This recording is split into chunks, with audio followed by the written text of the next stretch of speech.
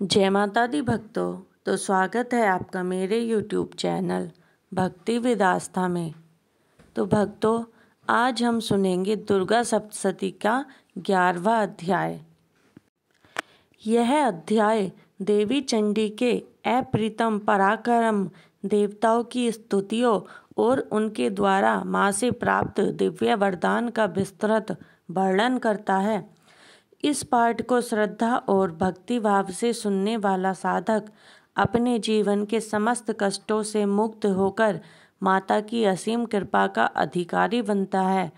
दुर्गा सप्तशती, जिसे चंडी पाठ भी कहा जाता है, देवी महात्म्य का वह पवित्र ग्रंथ है जिसमें माँ दुर्गा के अद्भुत स्वरूप, उनके वीरतापूर्ण कार्य और देवताओं की स्तुतियाँ विस्तार से वर्णित हैं। यह ग्रंथ न केवल शक्ति की उपासना का सर्वोच्च प्रमाण है, बल्कि साधक को धर्म, अर्थ, काम और मोक्ष, इन चारों पुरुषार्थों का वरदान देने में समर्थ है।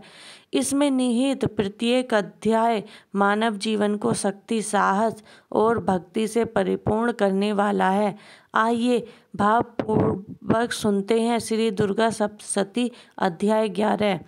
तदंतर ऋषि ने कहा, देवी द्वारा शुभवत होने के इंद्रादिक देवों ने अग्निदेव को आगे करके कात्यायनी देवी की स्तुति करना प्रारंभ किया।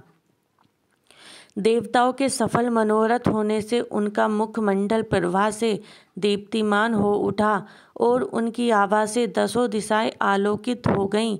वे बोले, हे शरणागत की पीड़ा का नाश करने वाली देवी, आप हमारे ऊपर प्रसन्न हो। हे संपूर्ण विश्व की जननी, हमें आशीर्वाद दे। हे विश्वेश्वरी, इस जगत का परित्राण कीजिए, क्योंकि आप ही इस निखिल ब्रह्मांड की अधिशास्त्री हैं। आप पृथ्वी रूप में स्थित होकर आधारशिला बनी हुई हैं, जल रूप में स्थित होकर सबको तृप्त करती हैं और अनंत बलशाली वैष्णवी शक्ति होकर संसार की कारण रूपणी परिमाया है।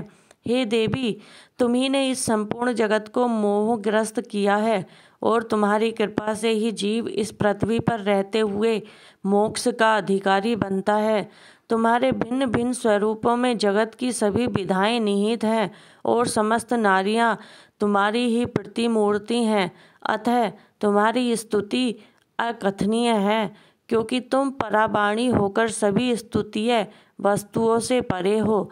तुम स्वर्ग प्रदायिनी और मोक्षदायिनी के रूप में सर्वस्वरूपिणी हो।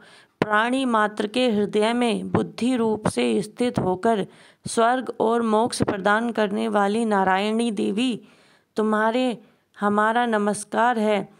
हे कला काष्ठा के रूप में समय को क्रमशः परिणाम की ओर उन्मुख करने वाली, विश्व के उपसंहार में समर्थ नारायणी, तुम्हें प्रणाम है। हे मंगलमयी, हे कल्याणकारी शिव स्वरूपिणी, तुम समस्त पुरुषार्थों को प्रदान करने वाली शरणागत वत्सला त्रिनेत्रा गौरी हो। तुम्हें हमारा अभिवादन है। हे सनातनी देवी, उत्पत्ति, पालन और संहार की शक्ति होकर गुणाधार तथा सर्वगुण संपन्ना हो, तुम्हें नमस्कार है। शरणागतों और निराश्रितों की रक्षा में तत्पर कलेश नाशनी नारायणी देवी, तुम्हें प्रणाम है। ब्रह्माणी रूप में हंसारूढ़ होकर जल का प्रोक्षण करने वाली देवी, माहेश्वरी रूप में त्रिशूल, चंद्र और नाग धारण कर ब्रज पर आमूढ़ होने वाली देवी और कुमारी रूप में कुकुम व मयूरों से आवृत महाशक्ति धारिणी नारायणी, तुम्हें प्रणाम है। वैष्णवी, तुम रूप में शंख, चक्र, गदा और धनुष धारण करने वाली, बाराही रूप में पृथ्वी को दांतों पर उठाने वाली तथा नरसिंह रूप में दानवों का संहार कर त्रैलोक्य की रक्षा करने वाली देवी, तुम्हें हमारा बंधन है। हे मुंडमर्दिनी चामुंडा, दाढ़ों से विकराल मुख वाली, मुंडमाला से विभूषित नारायणी, तुम्हें नमस्कार है। तुम्ही लज्जा, महाविद्या, श्रद्धा, पुष्टि, श्रद्धा, ध्रुवा, महारात्रि और अभिधा रूपिणी नारायणी, तुम्हें मेरा प्रणाम है। मेधा, सरस्वती, ऐश्वर्य स्वरूपिणी पार्वती महाकाली, संयमशील तथा सर्वाधिष्ठात्री नारायणी तुम्हें नमस्कार है। सर्वरूपा सर्वेश्वरी, सर्वशक्ति संपन्ना दिव्य रूपा दुर्गे, हमारी समस्त बाधाओं से रक्षा करो। हे कात्यायनी, त्रिनेत्रों से सुशोभित तुम्हारा सौम्य मुखमंडल हमें भय से मुक्त करे। हे भद्रकाली, ज्वालाओं से प्रज्वलित भीषण और दानव संहारिणी तुम्हारा त्रिशूल हमें सुरक्षा प्रदान करे।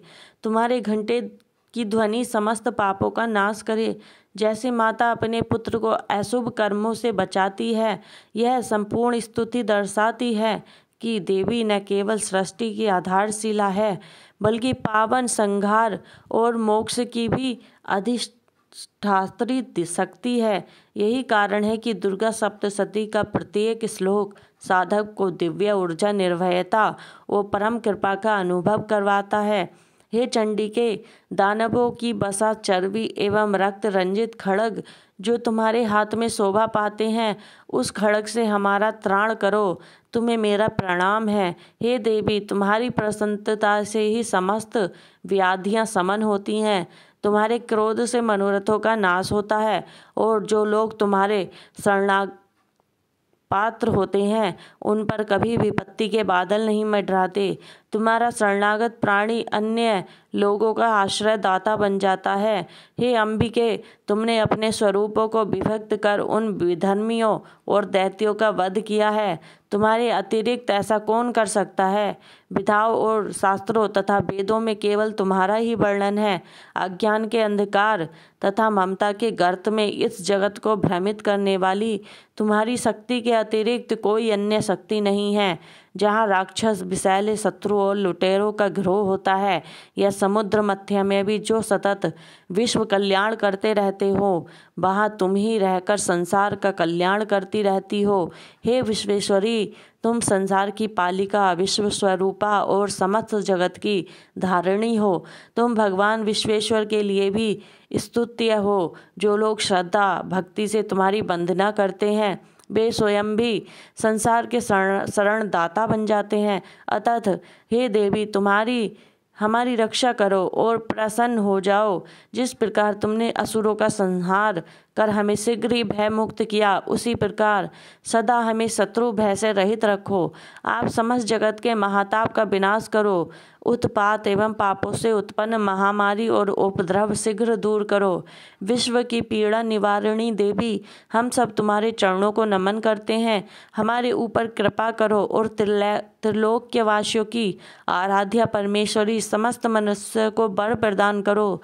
तब देवी ने कहा, देवो, मैं वरदान देने के लिए तैयार हूँ। तुम अपना इच्छित वर मुझसे मांग लो। संसार के लिए मंगलकारी वर मैं अवश्य दूंगी। देवताओं ने प्रार्थना की, हे सर्वेश्वरी, तुम इसी प्रकार त्रिलोक्य की बाधाओं का निवारण करती रहो और हमारे शत्रुओं का नाश करती रहो। इसे सुनकर देवी ने कहा, देवो, वैवस्वत मनवंतर के 28वें युग में शुंभ निशुंभ नामक 2 अन्य दानवों का प्राकट्य होगा। उस काल में मैं नंदगोप की पत्नी यशोदा के गर्भ से अवतरित होकर वांध्य पर्वत में वास करूंगी और उन दोनों दानवों का वध करूंगी।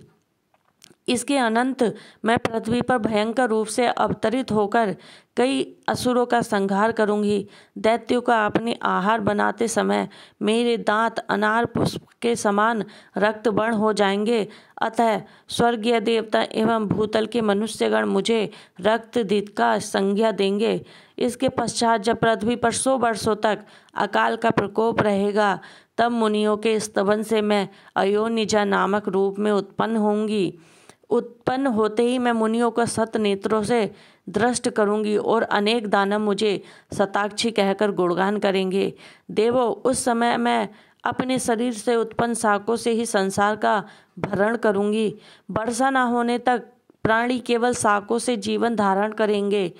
इसलिए पृथ्वी में मुझे शाकंभरी कहा जाएगा और उसी अवतार से मैं महादानव दुर्ग का वध करूंगी, जिससे मेरा नाम दुर्गा देवी से विख्यात होगा।